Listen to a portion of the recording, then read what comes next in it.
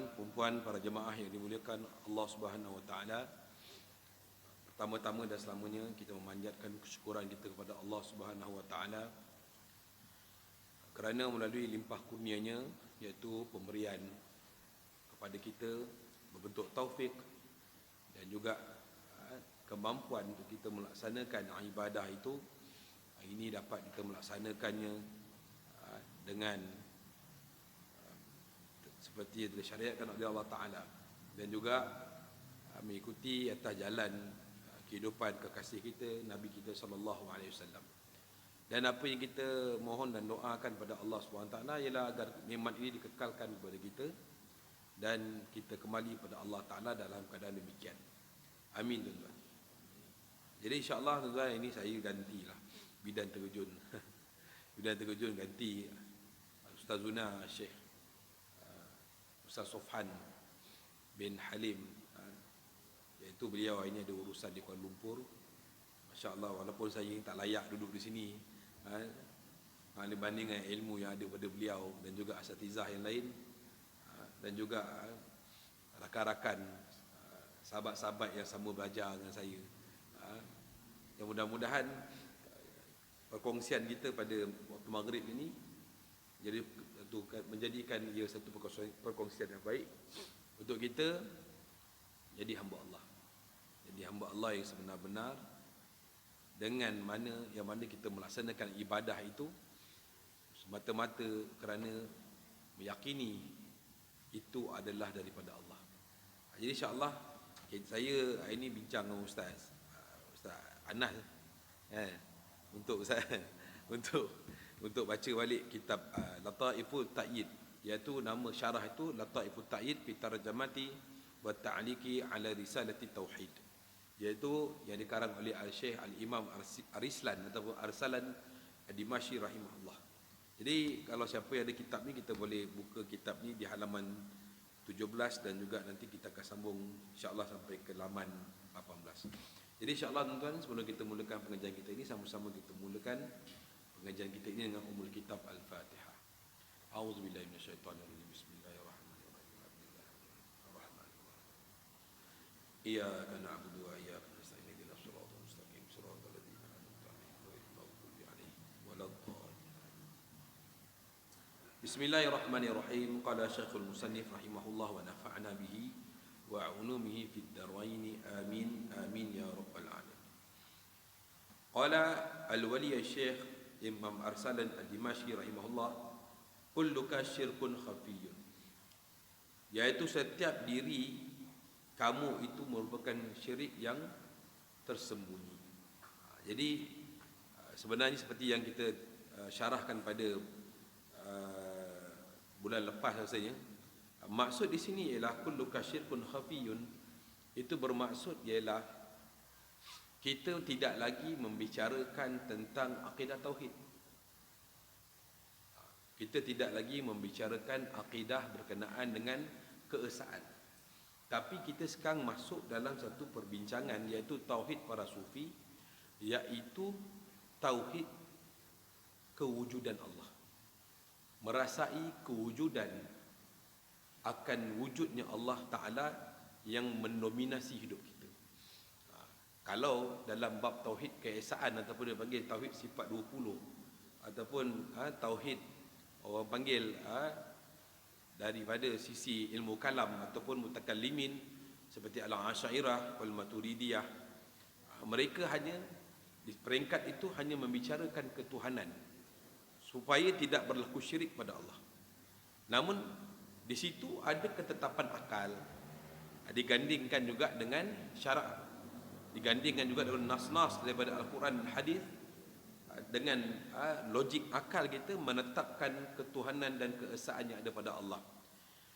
Kalau kita tengok dalam sifat 20, dia perbahasan tersebut ada perkara tanzih, perkara yang tanzih, maksudnya mensucikan Allah dari segala perkara yang tak layak pada zatnya dan juga sifatnya.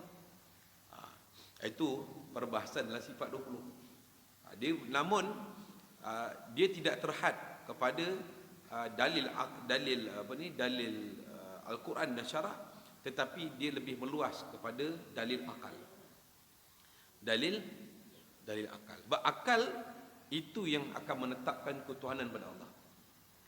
Betul tak? Kalau kita lah nak katakan keesaan pada Allah macam mana? Kalau kita bawa bas ataupun bawa kapal lah, tuan-tuan boleh bayangkan tak? Kalau hari ni dia kata, ya insya-Allah tuan-tuan, kapal yang kita akan melayar ni akan dikebudi oleh 2 orang nakhoda. Saya lah orang pertama turun tuan-tuan. Betul tak? Naik kapal ada 2 kapten. Pengang terbalik kapal tu. Kan seorang ke sini, seorang ke sana. Kalau kita bawa kereta, ada 2 pemandu. Poning tak tuan-tuan? Poning. Akan menyebabkan aksiden, menyebabkan kemalangan. Jadi bagaimana dengan akal yang betul, akal yang waras, dengan nas-nas Al-Quran dan juga hadis-hadis, dan maksudnya kemampuan akliyah tadi itu menetapkan keesaan pada Allah, dan akhirnya dengan adanya 3 rangkuman tersebut, maka akan membentukkan jazam pada hati kita, jazam pada fikiran kita, bahawa kalaulah ada orang datang pada kita pun yang mengaku dirinya Tuhan, kita boleh menolaknya dengan hujah akal. Itu daripada sisi pengajian sifat 20. Lebih pada akal. Nanti orang tanya, Ustaz, kenapa? Kerana Islam ni kalau ada akal, kenapa kita tak ambil nas Al-Quran itu terus direct mentah-mentah jadikan dia dalil?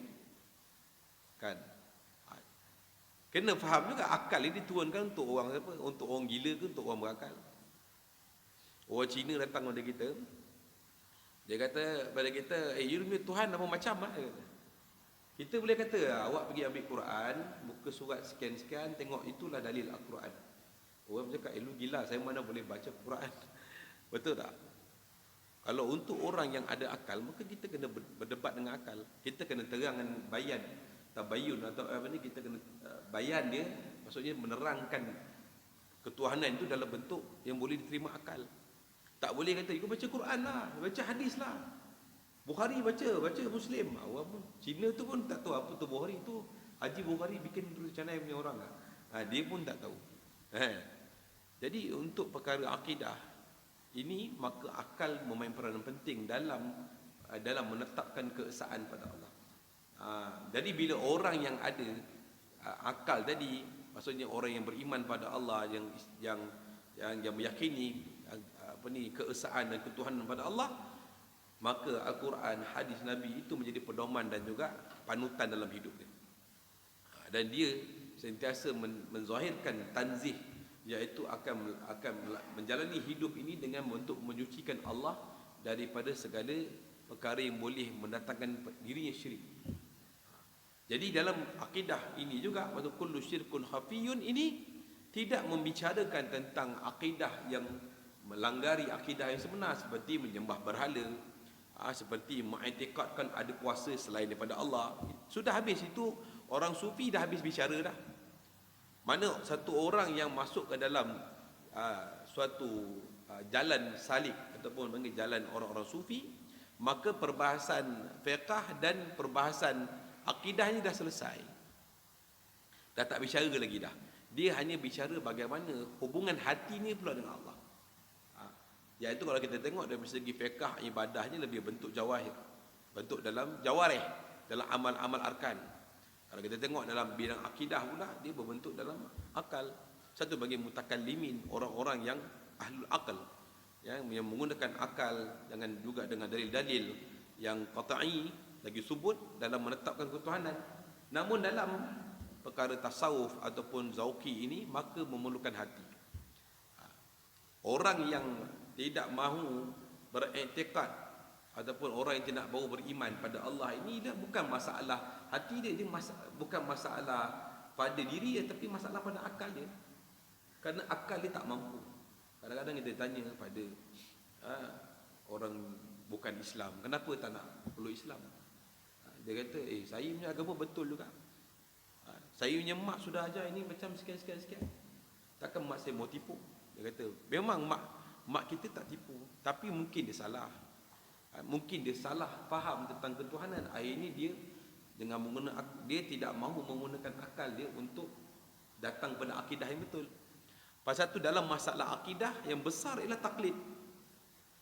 Terima je apa, terima je lah. Kalau orang bukan Islam, dia terima je apa yang dibawa oleh orang-orang, mak-mak ayah dia dulu, nenek moyang dia cerita, itu dia terima. Begitu juga dalam masalah orang Islam. Orang Islam pun masalah yang besar ialah apabila dia taklid. Taklid ni pun setengah ulama mengatakan masih selamat tapi berdosa. Tapi untuk jatuh ke jurang kesyirikan lebih besar. Sebab tu orang yang bertaklid ni dia mendapat dosa kerana dia tidak menggunakan akal dan menetapkan Tuhan dan mencari dalil ketuhanan tadi. Akhirnya dia jatuh pada lembah kesyirikan. Kita ni tuan kono kojo juga. Kalau tidak macam mana nak makan ni, mati orang tak kojo ni, tu syirik . Kalau dia yakin dengan etikad dia bahawa Allah pun kuasa dan kerja pun boleh bagi rezeki, kedua-duanya ada kemampuan, maka itu syirik. Nampak tuan? Tapi orang yang betul-betul jazam, yang betul dengan datangan dalil sebagainya, mereka bekerja juga, mereka buka kedai, mereka tanam pokok, mereka pergi tanam sawah, pergi belajar dan sebagainya. Namun segala natijah daripada usaha mereka itu serahkan pada Allah. Allah yang memberi rezeki. Kalau saya kerja, rezeki Allah yang bagi rezeki. Rezeki dan kerja tidak ada kaitan.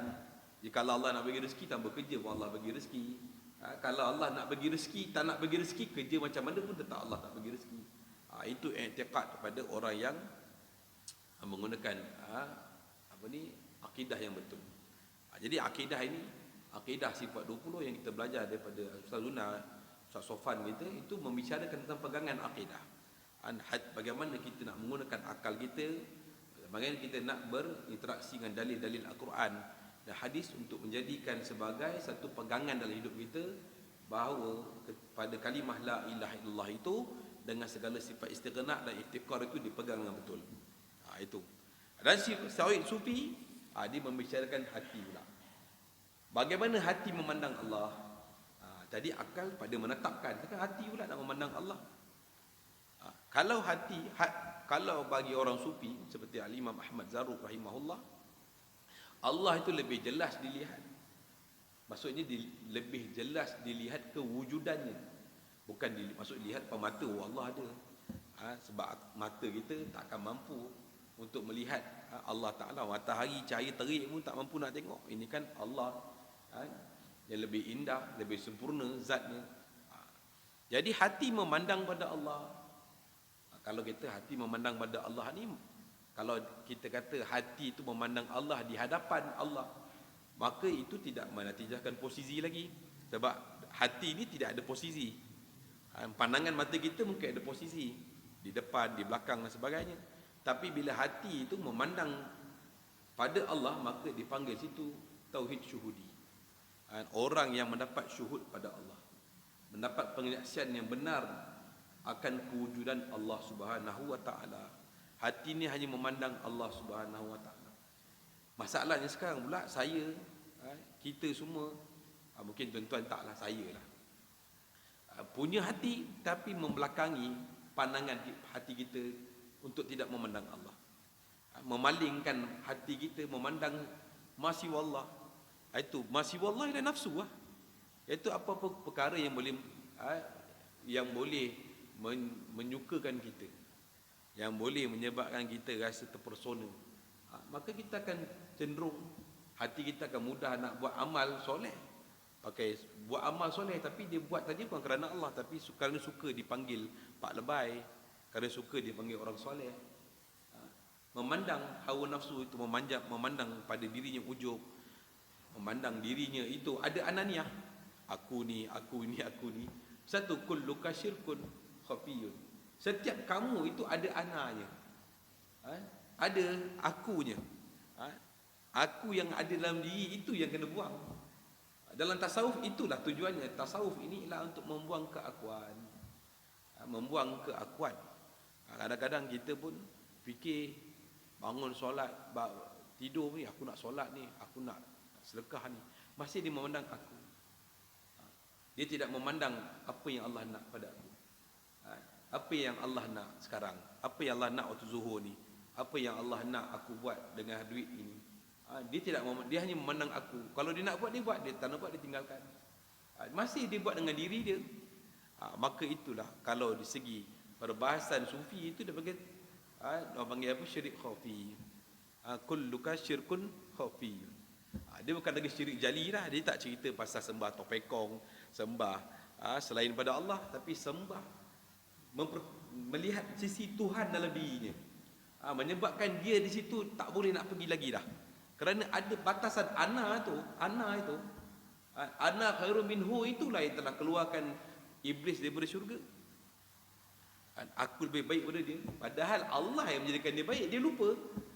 Allah yang memberikan dia kemampuan untuk beramal soleh, melakukan taat, tapi dia nampak diri dia lebih baik. Dia tidak nampak Allah yang memberi dia kebaikan, akhirnya dia meninggalkan Allah dengan mengatakan diri dia baik.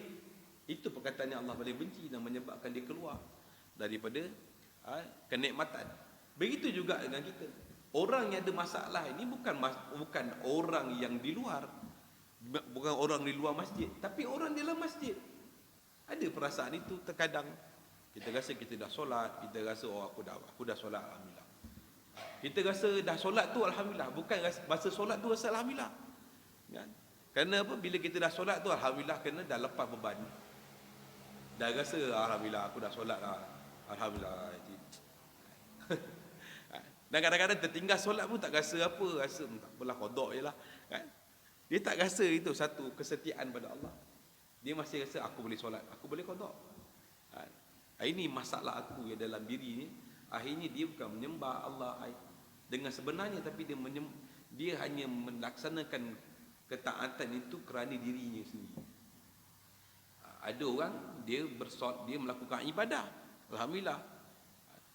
Beribadah dia tadi itu kerana nak melepaskan diri daripada azab. Masih ada diri dia lagi. Ada orang, kenapa Ustaz tak sembahyang? Sembahyang ni dosa Ustaz, soal aku. Masa dia buat tadi itu dengan dirinya juga. Kerana nak ada diri dia, nak selamatkan diri daripada azab. Ataupun dia buat kerana satu amalan, dia buat, ya Allah, dia buat amalan tadi itu kerana nakkan mendapat sesuatu yang manfaat untuk diri dia. Kalau tak sembahyang, macam mana dapat syurga? Masih dia ada diri dia. Masih ada diri dia. Pasal itu kalau kita tengok para sahabat ridwanullah ajma'in, ada yang asyarah mubasyarah. Asyarah mubasyarah ini 10 orang yang telah diberikan berita gembira syurga. Tapi bagaimana solat mereka? Kalau kita lah, tuan ini tak payah sembahyang ni dah, tuan nak solat syurga lah. Ya Allah, senang lah. Yang perempuan pun buka tudung dapat syurga. Kan? Itu bagi putus asa.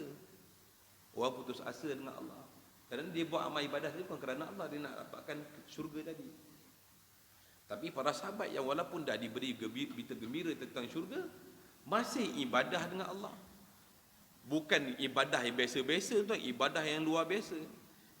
Ibadah yang hebat-hebat. Puasanya, mereka lebih suka menahan dahaga di waktu panas terik dan mendirikan solat beribadah di malam waktu yang sejuk. Mereka suka. Seperti mana kita suka minum air sejuk di waktu musim panas, begitulah mereka lebih lagi. Sehingga kan bukan setakat itu, mereka bukan setakat buat pengorbanan yang lebih besar daripada itu, iaitu mengorbankan harta dan masanya, tapi harta nyawa pun diberi untuk Allah. Ini orang yang dijamin syurga. Kalau kita tengok nisbah ibadah dia itu, nisbah ibadah apa? Nak kata syurga dah dapat, nak lepas neraka dah dapat, tapi masih beribadah kerana ada hubungan kesetiaan dia dengan Allah. Hubungan setia itu lebih besar. Kesetiaan dalam ibadah itu lebih besar kerana dia buat tadi itu bukan kerana diri dia, kerana dia merasakan wajib untuk melaksanakan perintah itu. Walaupun kalau dia berita dia ahli neraka pun mereka kata tak ibadah. Kerana dia memandang itu hak Allah yang perlu ditaati. Kisah satu orang Bani Israel. Bani Israel dengan ibadah dia ratusan tahun, menyebabkan malaikat pun rasa pegun dengan dia. Jadi malaikat pun kata, wahai Allah, jadikanlah dia ni jiran aku kan. Jadilah orang ni jiran aku di syurga. Allah kata tidak, dia ni bukan jiran kau, dia ni ahli neraka. Dia ni ahli neraka. Jadi adakah orang yang begini hebat ibadah dia menjadi ahli neraka? Maka malaikat minta izin pada Allah, wahai Allah, izinkan aku jumpa orang ini untuk kabarkan berita ini. Maka Allah kata, kamu akan lihat dia adalah hamba aku. Maka dia pun pergi jumpa orang tadi dan beritahu, Tuan dah ibadat ratusan tahun, tapi malangnya Tuhan berada di dalam neraka. Tuhan ni masuk neraka. Orang tadi pun, Bani Israel tadi pun dengar, dia pun sengih pun, dia semayang juga. Dia semayang, dia buat ibadat lagi. Malaikat pun heran. Kata Tuhan dia, kata kenapa? Walaupun dia beri berita macam itu pun, Tuhan masih lagi ibadat. Dia kata, ini syurga dan neraka ni milik Allah, bukan milik aku. Kalau Allah nak bagi syurga, neraka tu pulang oleh dia. Tapi aku ni hamba, kena taat. Syariat itu daripada Allah. Kadang-kadang ada orang belajar ilmu hakikat, tapi dia lupa syariat itu dari Allah. Kadang-kadang ada orang, dia kata, oh saya ni dah tak perlu solat dah, saya dah dapat hakikat. Saya dah kenal diri dah. Kau tak kenal diri, kau kena solat, dia kata. Dia kata dia dah tak perlu solat. Tapi dia kata dia sufi. Ini yang masalah dalam orang-orang yang salah faham dengan tasawuf. Salah faham dengan tasawuf. Sehingga kan bila muncul orang begini, ada satu golongan pula yang mana nak menghapuskan tasawuf. Nak menghapuskan tasawuf kerana alasan orang menyimpang. Begitu kalau kita tengok orang ni sama juga dengan orang yang mana kata dalam Islam ni ada juga orang Islam yang penganas. Adakah kita nak tinggalkan Islam? Adakah kita nak bungsu Islam? Oh tak betul, Islam ni ada penganas, aku keluar Islam. Maka dia yang salah faham. Salah faham pada Islam itu. Orang yang betul sebenarnya yang baik ialah dia baiki diri dia melalui Islam, dan yang tidak baik maka dia tolak. Dia akan betulkan salah faham tadi. Ini kerana salah faham pada tasawuf. Dia tidak faham tasawuf, dan ada beberapa orang yang salah faham tasawuf itu dengan tidak solat, tidak puasa di siang hari dan sebagainya. Maka orang ini mengatakan tasawuf tak betul. Yang tak betul orang tadi, kan? Ini kalau kita tengok kat sekolah kan, pergi sekolah yang ada masalah, satu dua orang pelajar terlibat dengan disiplin ataupun terlibat dengan pembunuhan, adakah kita nak katakan seluruh sekolah tu tak betul? Oh jangan sekolah tu tak betul. Kenapa pula? Semalam ada kes 10 pelajar tu bunuh orang tu. So sekolah tu tak betul lah. Bukan sekolah tu tak betul, orang tu yang tak betul. Dia yang salah faham tentang sekolah. Sekolah tu bukan tempat nak bunuh orang, sekolah tu tempat nak belajar. Jadi dia salah faham, dia bunuh orang. Begitu dengan tasawuf, bukan masalah. Dia bukan lagi salah faham. Orang yang salah faham tu yang patut dibetulkan, bukan tasawuf tu dibetulkan. Tasawuf tu berapa ramai orang dah berjaya tak nak fikir pula. Berapa ramai orang dah sampai pada Allah, berapa ramai orang dah telah wasil pada Allah. Itu tidak dia mikir, tapi sibuk dengan satu dua orang yang salah faham tentang tasawuf. Jadi begitu, orang yang tasawuf ini ataupun belajar orang sufi ini tidak lagi berada dalam kepompong dirinya. Dia hanya berada dalam satu perkara yang lebih luas, iaitu keluar daripada dirinya sempit kepada keluasan ketuhanan. Ini kita rasa sempit pasal kita melihat diri kita. Susahlah, aku ni macam mana selesai, aku ni tak selesai-selesai. Kalau kita ibadah pun nak cepat-cepat, kerana kita ada tugas dunia lebih penting daripada akhirat. Solat, kadang-kadang kita buat solat awal waktu, ya. Kadang-kadang kita solat awal waktu jadi kerana nak menyempurnakan dunia yang lebih pada tu. Solat dulu lah, kata Kang, nak baik baju hari banyak kan, solat dalam baik, payah kan, kata. Akhirnya dia solat, dia betul. Tapi dia solat tadi kerana nak melaksanakan dunia yang lebih pada itu. Dan kita rasa syukur. Oh, kadang-kadang ada syekh kami kata, orang kita bagi dia 300 pagi, 300 petang zikir. 300 pagi dan 300 petang. Masa dia menghitung bila masa nak habis zikir ni. Seronok dah habis zikir lah, seronok. Patutnya dia kena seronok masa zikir. Orang yang berzikir patutnya rasa seronok dengan zikir dia. Ada orang rasa seronok lepas zikir, kerana masih melihat diri dia dah terlepas daripada satu tanggungjawab, kan? Orang buat kerja kan, buat rumah lah, buat tukang rumah. Saya bagi awak tempoh 14 hari buat rumah, maka dia pun akan buat sungguh-sungguh. Maka lepas buat lega. Dah 14 hari siap. Itulah orang yang mana dia ada muamalah dengan Allah. Dia sedang seronok, lepas selesai kerja dia seronok. Oh seronok. Dah seronok apa? Dah lepas beban. Tidak. Kan nak buat 3 pagi 3 petang bila lagi? Maka dia rasa seronok dengan apa? Dengan selesainya ibadah. Tapi dia tak nak rasa seronok masa dia melaksanakan ibadah. Macam kita solat. Kita rasa lepas solat, oh, alhamdulillah lega dah solat. Patutnya kita merasa lega dan rasa gembira dalam solat. Dan rasa rehat. Ini kita rasa rehat lepas solat. Oh rehat. Orang yang arif billah, solat tu merehatkan dia. Dia tidak, sebab kerana ini ada sisi keakuan lagi. Dia nak rasa diri dia terlepas daripada sesuatu yang Allah tentukan. Padahal dia takkan mungkin terlepas daripada Allah. Siapa kata yang dilepas daripada Allah? Ada tak? Saya dah terlepas daripada Allah. Ayolah, cepat-cepat telefon 911, ambil yang 9, masuk buat orang gila. Setiap orang takkan terlepas daripada Allah. Satu orang sufi, orang yang maksudnya orang yang ikhlas pada Allah ni, setengah ahlullah mengatakan as-sufiyu ibnul waqt. Sufi itu anak kepada waktu. Sufi itu anak kepada waktu. Kerana mereka menjaga waktu. Waktu, menjaga waktu. Kerana waktu itu ada hubungan dengan Allah. Setiap waktu tu apakah perintah Allah untuk dia pada masa itu. Setiap waktu ni, sekarang waktu dua, apa yang Allah nak pada aku, maka dia akan melaksanakan apa yang Allah nak, bukan apa yang dia nak. Kalau kita nak, kita tak nak buat. Kalau waktu zuhur, apa yang Allah nak, maka dia laksanakan waktu zuhur kerana Allah. Dan masa lapang apa dia buat? Dia berzikir, duduk, rehat, mengingati Allah. Kita memikirkan ibadah itu hanya apa yang sesuai untuk kita buat, dengan alasan janji aku buat. Masih ada lagi aku di situ. Dia tidak melihat bagaimana dia nak berinteraksi dengan Allah. Orang yang arif billah, dia melihat waktu itu, setiap waktu itu, dengan amal ibadah yang dia buat tadi itu sebagai pintu masuk kehambaan dalam diri dia. Akhirnya dia tidak membuang masa. Orang yang membuang masa ni, kalau dia sufi, dia kata dia belajar sufi, tapi dia masih membuang masa, dia belum sufi. Orang sufi dia takkan buang masa. Ada masa, buat masa, kita akan isi. Saya dulu pernah terserempak, tuan. Masa tu kalau sempat lah, dulu jabatan mufti kita ni kan, dulu kan belakang library kan, tingkat atas tu, Syekh Murtada, saya naik tingkat 3, dia tengah betulkan apa, dia tengah betulkan pasu bunga nak naik tu, betul kan. Kata tu, siap bunga tu, tak ada baik kau ni lah, duduk dalam pun bukan buat apa pun.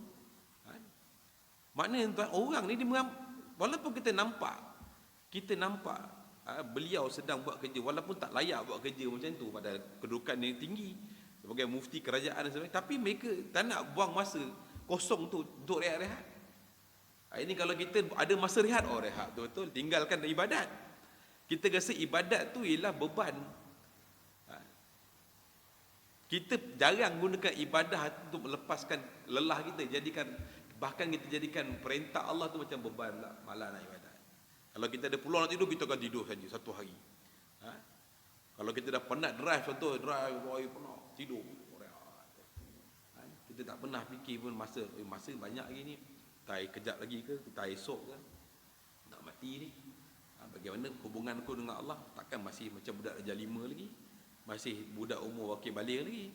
Kena ada peningkatan dalam setiap amal, dalam hubungan Allah itu. Jadi satu, kalau kita tengok dalam perbahasan yang kedua, wala yabinu laka tauhiduka illa idza kharajta anka, tidak terzahir tauhid kamu kepada Allah di sisi dirimu sendiri, melainkan jika kamu keluar daripada dirimu. Itu sebenarnya. Bukan lagi dia melaksanakan ibadah tu kerana diri dia, bukan kerana seronok-seronok diri dia. Ini orang mudah seronok apabila amal yang dibuat dengan ramai orang. Akhirnya dia ibadat. Ramai orang buat sebagai sunat. Kalau orang tak ada, dia pun malas nak solat. Kalau dia balik rumah lagi tak solat.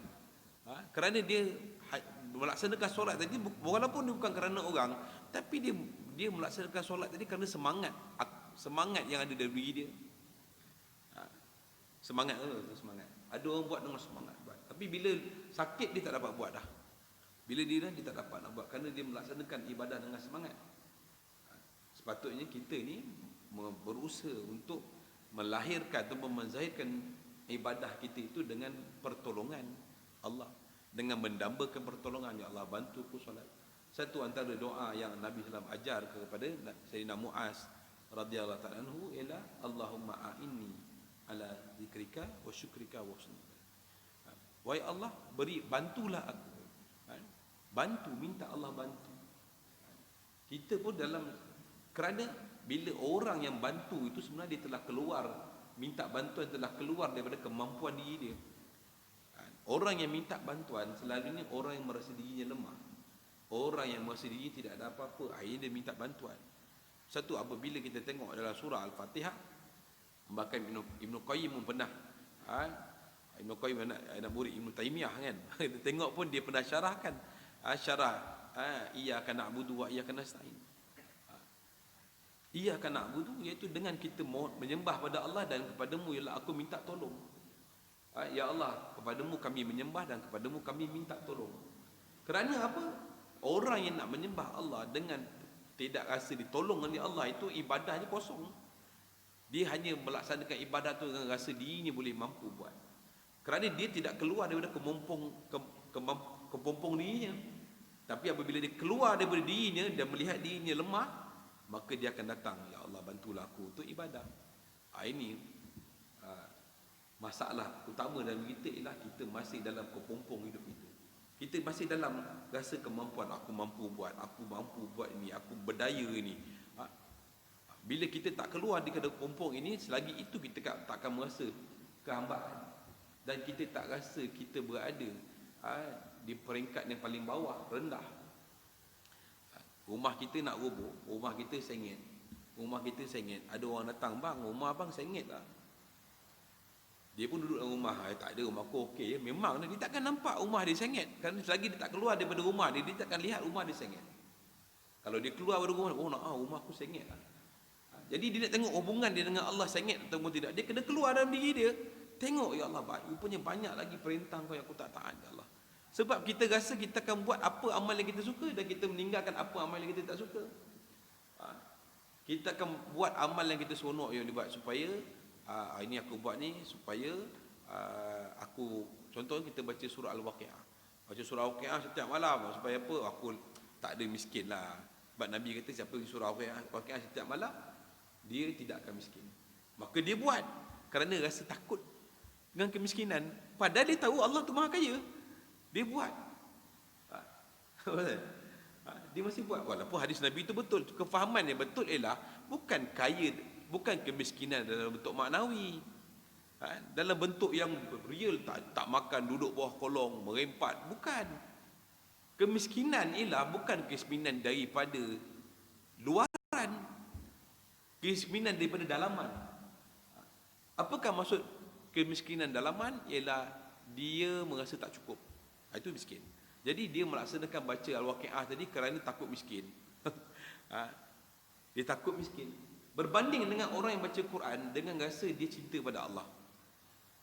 Wadah yang sama je, benda yang sama itu baca Quran, tapi satu baca Quran dengan baca Quran untuk elak kemiskinan, satu lagi baca Quran dengan kerinduan dan kecintaan. Itu pun dah beza. Sama kan? Sama tak? Tak sama. Tak sama. Ada orang pergi masuk universiti supaya besok dia kerja senang. Ada orang masuk universiti sebab dia nak belajar.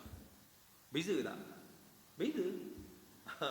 Ada orang masuk pondok, ada orang maksudnya ada orang belajar. Maksudnya pelajaran tadi dua maksud. Satu, pelajaran tadi itu kerana dia nak dapat habuan dunia, untuk dapat anugerah sekian. Tapi ada orang nak belajar kerana memang dia nak belajar, kerana dia nak tahu, dia nak belajar ilmu supaya dia tidak berada dalam kejahilan. Itu beza. Jadi orang yang mana keluar daripada diri dia, baru dia nampak diri dia itu siapa. Bagaimana nak keluarkan diri kita daripada itu? Maka kena palingkan diri kita itu daripada segala sesuatu. Itu mana hatilah. Kita bukan keluar daripada diri kita, okey tunggu sekejap abang keluar sekejap, tak boleh. Makna kena keluar hati kita dalam dua perkara, dalam dua bentuk. Satu di tarbiyah dan juga di tazkiyah. Qad aflaha man zakkaha wa qad khaba man dassaha. Berjayalah orang yang membersihkan hatinya, membersihkan dirinya daripada segala syirik. Bukan segala syirik yang jali, tapi syirik pada khafi lagi. Namun untuk keluarkan itu, dia tak boleh duduk seorang pergi, tidak. Bagaimana kita ada punya penyakit yang bentuk penyakit kita, penyakit jasmani yang perlu datang pada doktor untuk merawat. Begitu juga rohani kita perlu datang pada doktor yang ataupun syekh yang boleh merawat hati kita untuk ditarbiyah, ditazkiyah.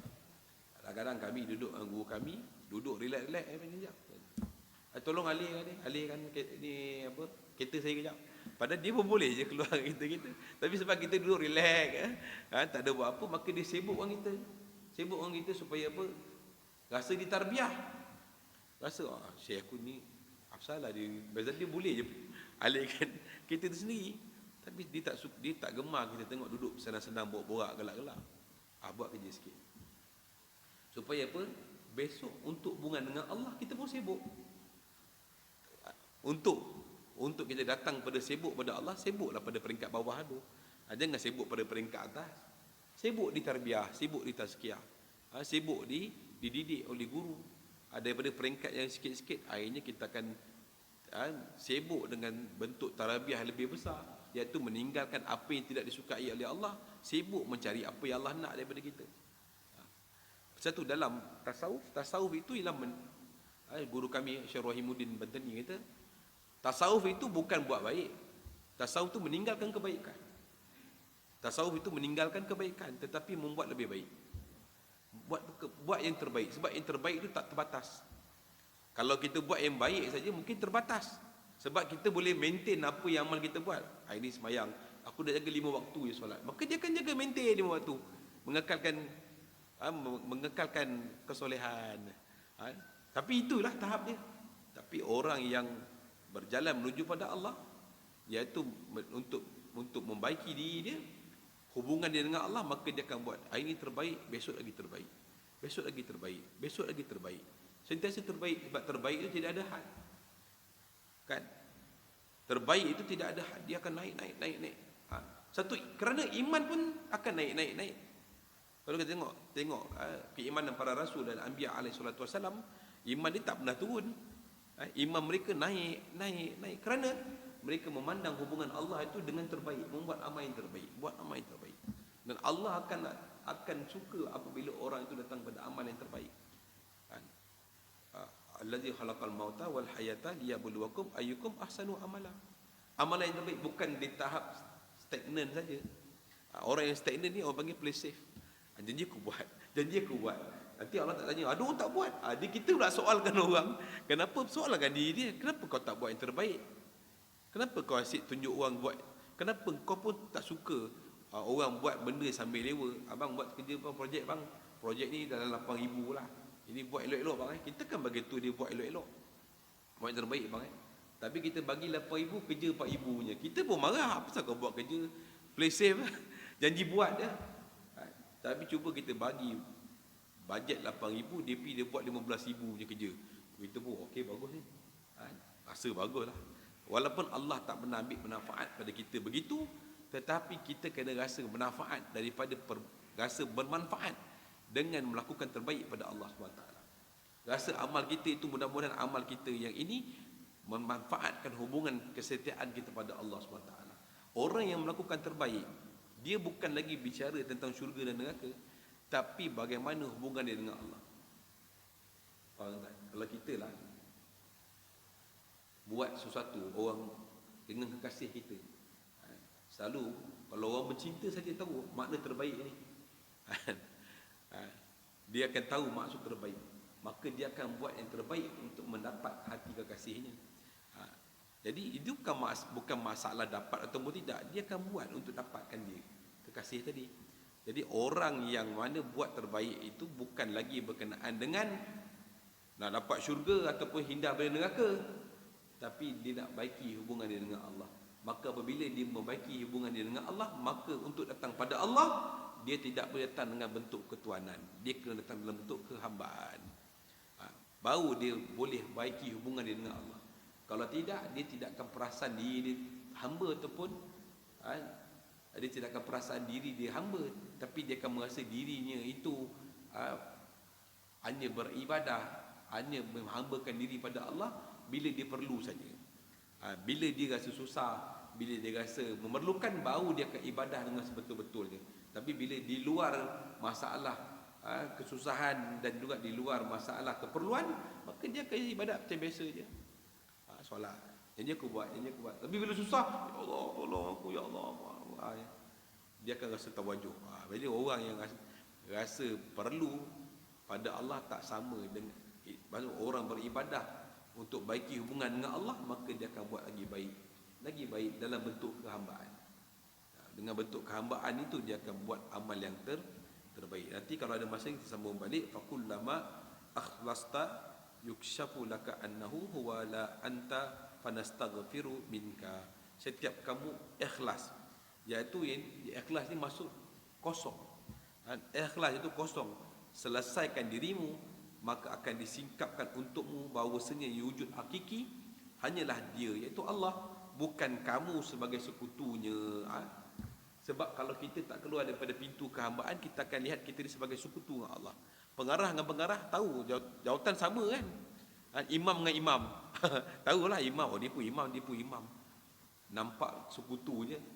Kalau kita rasa kita mampu dan Allah mampu, walaupun kita beribadah tadi itu dengan rasa kemampuan, itu mana kita rasa sekutu dengan Allah.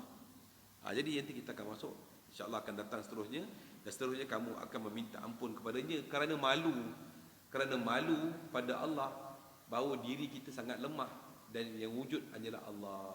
Wallahu taala alam.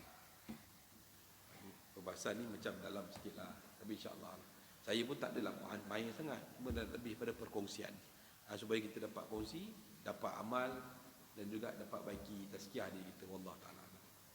Boleh buka soalan? Ada soalan ni?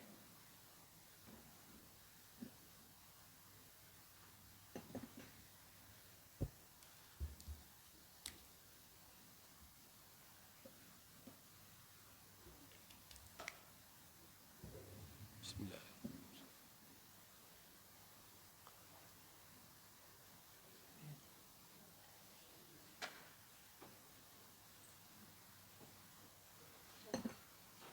Ada soalan mana semua faham lah. Tak faham dengan soalan kan. InsyaAllah tuan saya nak buka peluang kat tuan-tuan. InsyaAllah saya sedang usahakan untuk dapatkan tanah untuk madrasah di kawasan Seremban ni lah. Dia ada kawasan di kawasan pantai tu. Cuma tak tahu orang tu jadi jual ataupun tidak.